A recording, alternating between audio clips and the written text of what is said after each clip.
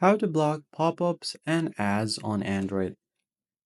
Hey everybody, in this tutorial I'll show you guys how you can easily block pop-ups and ads on Android. The first thing you're going to have to do is go to Google Play Store and you need to make sure that you've turned on the Play Protect. You can do that by tapping on the profile icon at the top right, and then from here you're going to have to go to Play Protect.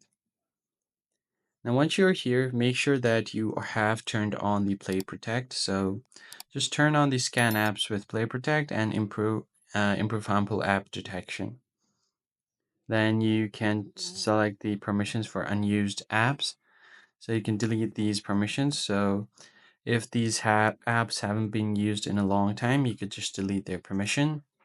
Once that is done, just go back.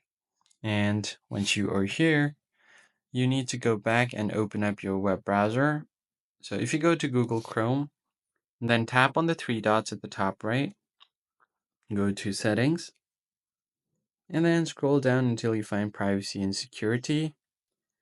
Right below that, you have Accessibility and Site Settings. Head over to Site Settings, then scroll down until you find pop-ups and redirects. Make sure that this is turned off, so it will allow pop-ups and redirects, but if you turn this off, it will automatically block them. And then go back, go to this option where it says intrusive ads. Make sure that this one is turned off as well, so ads are blocked on the sites known to show intrusive or misleading ads.